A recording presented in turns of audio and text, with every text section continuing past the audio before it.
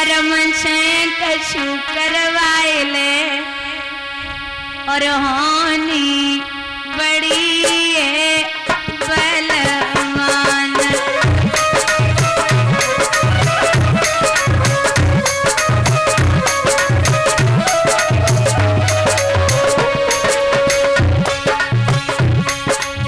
एक दिन हरिश्चंद्र पे टूटी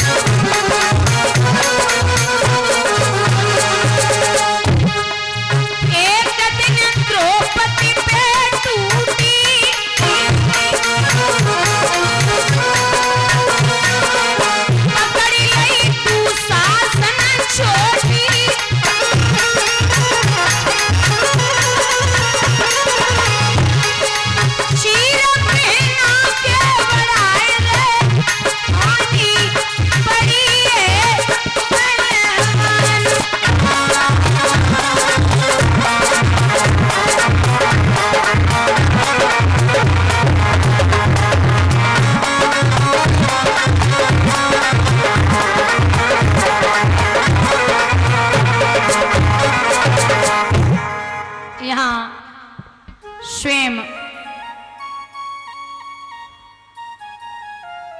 रात्रि भर राजा विश्राम करता।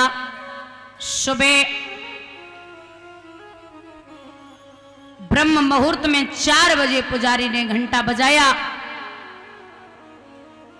जब घंटा बजाया है, नीचे राजा उतरे तो छोटी रानी दोनों हाथ चौखट से लगाई खड़ी, दाती को पीस के बोली, क्यों हो गात मलिन, छटा छवि छीन के सुंदर ताई, और चेहरा को ढरके गो नूर फिर गई। काई रात सोती घर रहे, जान मिन लय रही धमकाई, और बादन की करियो याद कसम मोते। आप रात्रि भर सौत के आ रहे हो। राजा बोले, पागल है क्या है? अरे 6 महीने हो गए उसका चेहरा नहीं देखा, और तू कह रही है उससे मिलके आया हूं। अरे वो पगली, ज्यादा पागल मत बने। अगर तुझे लगता है तो ये ले जा तलवार, उसे मार दे, मैं रोकने नहीं आऊंगा। जैसे ही समझायो तो जवाब दियो हमें जल लग रही है जब मिलके नहीं आई। बोले नहीं नहीं भरोसा नहीं तो ले जा तलवार से मार दे। नहीं महाराज हम तो मजाक कर रहे तुम तो बुरो माने गए। जैसे तैसे समझायो। समय बीता है। समय के अनुसार महाराज वह रात्रि भर राजा विश्राम करता। दोनों माताएं गर्भवती हो गई, लेकिन एक ने किया गर्भाधारण, उस दिन से पलंग न छोड़ा था। एक ने बराबर आज तलक खेतों का नाज बटोरा था। एक बराबर खेतों पे काम कर रही है। समय के अनुसार दोनों माताओं के गर्भ से एक एक पुत्र ने जन्म लिया। जो बड़ी रानी का बेटा है जिसका नाम है ध्रुव, जिसे पत्ते के बिछौने पे पड़ा है दूध की वजह से व्याकुल। और छोटी रानी है जिसके बेटे का नाम है उत्तम। ऊ माने ईश्वर और तम माने अहंकार। ईश्वर तो आया लेकिन अहंकार की वजह से ईश्वर का जाना हो गया। महाराज उत्तम और ध्रुव भले ही दोनों रानियों में नहीं बनती थी, लेकिन उत्तम में और ध्रुव में इतनी गहरी सलाह थी। जाते साथ, बैठते साथ, खाते साथ, चलते साथ, फिरते साथ, अलग नहीं होते।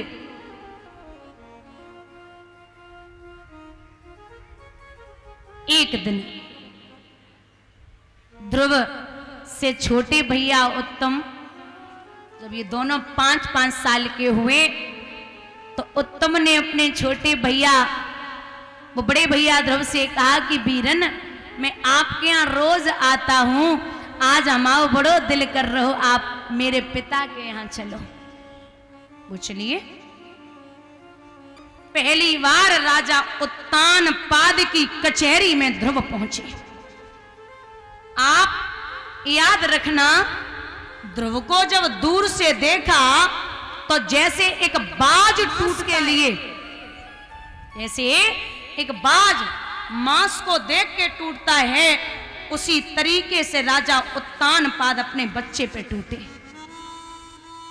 2-4 चुम्बन तो चलत में ही जड़ गए। छाती से लगाए लियो, अरे वो बच्चा आज पिता की याद कैसे आई है। 5 साल में पहली बार ध्रुव किसी पुरुष की गोदी में बैठे और पहली बार राजा उत्तान पाद ने अपने बेटे को इतना स्नेह दिया। ध्रुव सब भूल गए। जो प्रजा के लोग बैठे थे वो आपस में कहने लगे, भैया जो ये अभी गद्दी पे बैठा है ना, ये राज्य का अधिकारी, इसे होना चाहिए। इसकी ललाट की रेखाएं कह रही हैं ये बहुत बड़ा राजा बनेगा। लेकिन एक दूसरे विद्वान ने वही एक बात बोली कि भौड़ी सी सूरत राज्य करे, भौड़ी सी सूरत राज्य करे, और मांगत भी कमलूक भिकारी, और कोई तिरिया पति संग सुखी रहे, कोई डोल रही मारी मारी। कोई सोने के छात्र छाए चले, कोई धूप में गेल चल तो अब ढारी, और टेर टरे सुमेर टरे, पर प्रभु की गति तरत नहीं तारी। ये जो राज्य के अधिकारी बन सकते ये ध्रुव ही हो तो ज्यादा बढ़िया है। अच्छा, बुजुर्गों ने एक चीज देखी होगी, पहले के जमाने में 1-2 चुगला रहे, पहले के जमाने में 1-2 चुगला आते, लेकिन आज के जमाने में घर घर और गांव गांव में चुगला है। और भैया चुगला सबसे बड़ो काम तब करें जब काऊ के बेटा की शादी हुई वे घुमाए।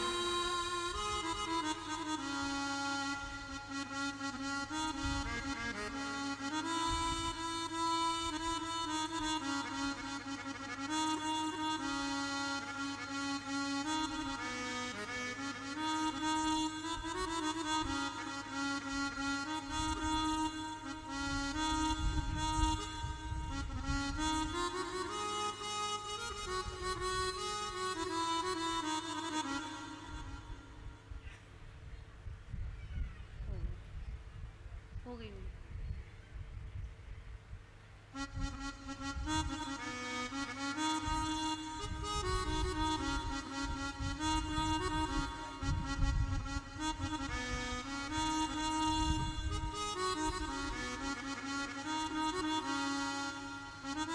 चुगला सबसे बड़ो काम तब करें जब कहो के लाला को ब्याह है वे को आए।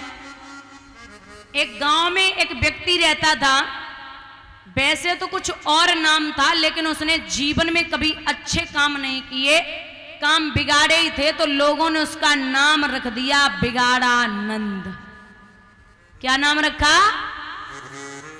बिगाड़ानंद। एक लड़का की शादी वाले आए, तो जब शादी वाले आए बिगाड़ानंद वो लड़का के घर पे ही बैठे, तो शादी वाले वो बिटिया वाले बैठे, उन्होंने जवाब दिया कि घर परिवार तो बढ़िया है और बिटिया करने है।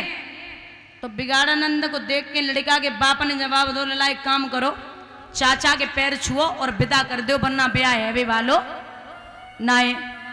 सो जैसे ही लड़का ने बिगाड़ानंद के पैर छुए, बिगाड़ानंद पीठ पे हाथ धर के बोले, खूब खुश रहो लला, और जो तुम्हें मिर्गी की बीमारी आती है वो जल्दी ठीक। अरे भगवान, जो सुनेगी कि लला को मिर्गी की बीमारी आती है, अब भाई को पई बिटिया करेगो। उठे बिटिया वाले और चले गए। लड़का तो बड़ो परेशान है। कुछ दिन बाद बिगाड़ानंद की तबीयत बिगड़ी, तो हॉस्पिटल पहुंचे। गांव के बड़े बूढ़े बोले चलो देख के आ रहे, गांव को आदमी है। तो बोले नहीं मैं नहीं जाऊंगा। नहीं, लड़का बोले मैं नहीं जाऊंगा। बोले क्यों? बोले उसके होते हुए एक भी शादियां गांव में नहीं हो रही, आप खुद ही चले जाओ। सो बड़े बूढ़े पहुंचे, बोले ठीक हो? बिगाड़ानंद बोले ठीक ही है, अब हमें जब मालूम पड़ रही बचेंगे ना। अच्छा मरोगे? बोले हाँ, अंतिम सांसें हैं, तो हमारी एक इच्छा पूरी कर दो। बोले इच्छा क्या है?